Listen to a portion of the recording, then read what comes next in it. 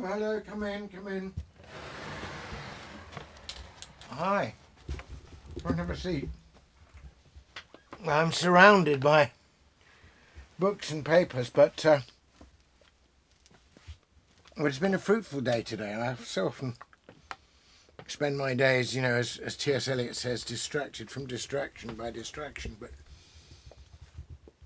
every so often I take up this and a pen. This is the current manuscript book I'm using for the Arthur poetry. It's one of several. And you see, I write the verses out, and I'm well on into it. As you know, I've finished, and once I've written this, I transcribe it onto the computer, and eventually I print it out, and I make little changes and corrections all the way.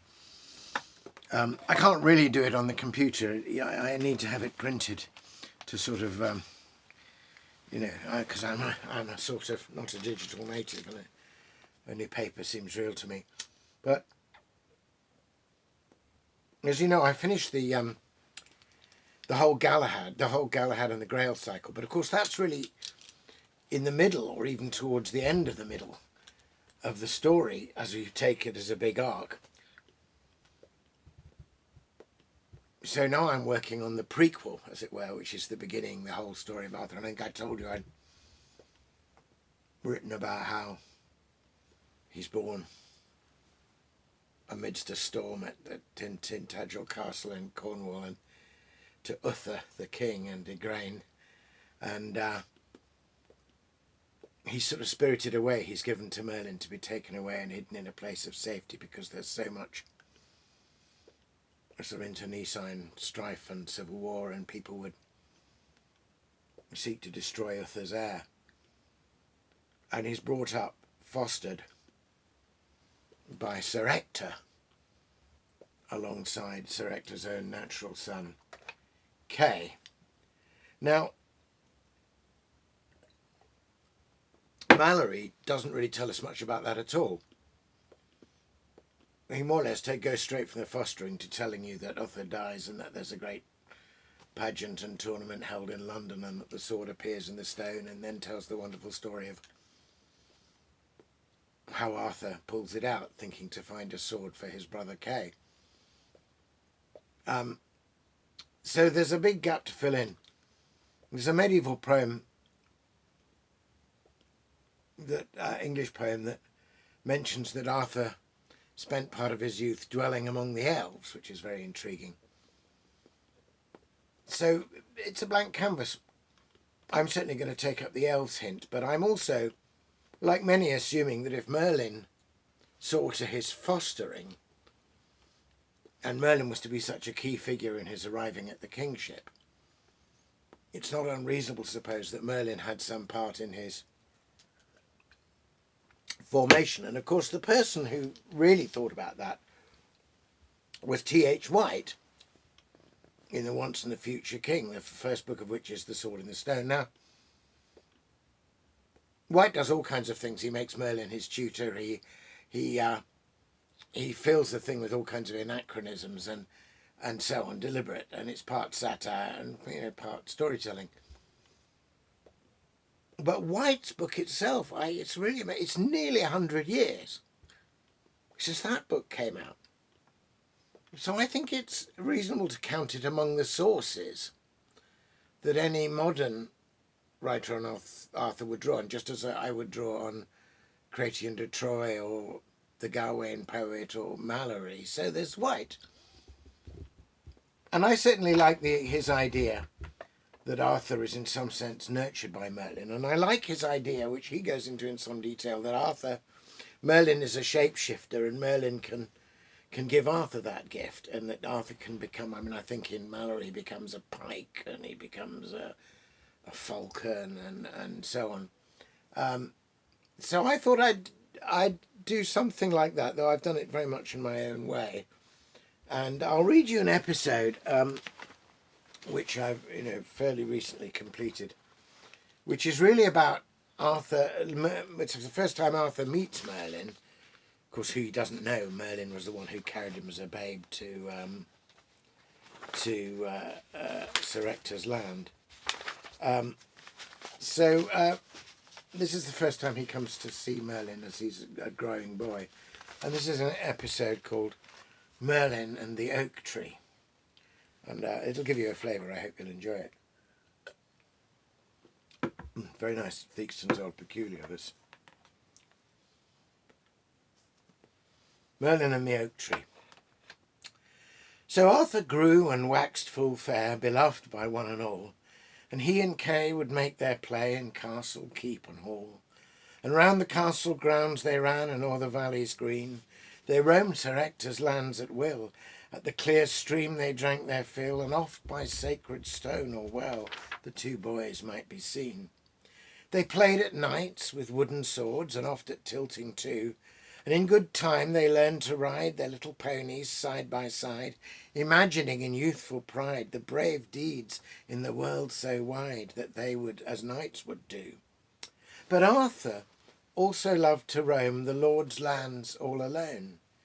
There was enchantment in his play, and often he would stop and stay as sunset at the close of day by tree or standing stone. And in those moments he could sense some old enchantment there, some presence hidden in the wood, a kind of tingling in his blood, a music that changed all his mood, fleeting at once and fair. Sir Ector warned him not to stray far in the forest eaves, for in those days both wolves and bears still had their hunting grounds and lairs. They told the boy to have a care, lest he be taken unawares by wild beasts or by thieves. But one day Arthur slipped away. He felt the woodland call. Taking some apples and some bread, "I'll take a longer walk," he said, and left the castle unafraid, and to the woodland paths he strayed to see what might befall. He roamed beyond the forest eaves, but always marked his path, for wild woods make a mighty maze. A man might stray there many days, unless he cut in bark a blaze to trace again his wandering ways, and back to home and hearth. So Arthur walked through dappled light along the forest track. The great trees branching overhead made a green arch above his head, as down the pathway he was led, not ever looking back. At length he came unto a glade, a clearing in the wood. A fallen oak branch formed a seat where the young lad might sit and eat, and by his side his bag he set, and rummaged for his food. But just as he took out the bread, he saw some branches stir, and stepping boldly from their shade and out into the sunlit glade, a halting, grey-clad figure strayed, and Arthur froze with fear. It seemed an old man wrapped in rags and leaning on a staff. He spoke to Arthur. "Have no fear. I mean no harm to any here, but beg, if you have bread to spare, that you might give me half." And Arthur looked in pity then upon the stranger there. "Sit here," he said, and broke the bread, "for I am glad to share." The old man sat beside him there and blessed the broken bread. They ate a while in silence then. Each felt his strength return again. The boy gazed at his new-found friend, and soon the old man said, "This meal makes us companions now, who share the broken bread. And one good turn deserves return, since you are young with much to learn. My knowledge is the gift in turn I'll share with you instead. I know your name and where you dwell, young Arthur, Ector's ward. I'm more than I may seem to be, and there is many a mystery, and if you will, you'll learn from me by magic deed and word. I know the love of these green trees is set within your heart. You almost hear their ancient speech, it murmurs just beyond your reach, but that is something I can teach by my most ancient art. This glade was once a sacred grove, and druids gathered here, here where these ancient oak trees stand, deep-rooted guardians of the land, and by the oak staff in my hand, which serves me as a magic wand, you may yet listen without sound, and without words may hear. Now take this oak leaf in your hand, and lean against the tree. Then feel your own roots delving deep, where hidden springs and waters seep, and let your branching thoughts still keep a place for mystery. So Arthur held the oak leaf close and leant against the tree, and soon he felt a change begin. As though he grew grey bark for skin, a strong new life sprung deep within, a whole new way to be. He shared the long life of the oak, so strong through change and chance, older by far and deeper than the busy little lives of men.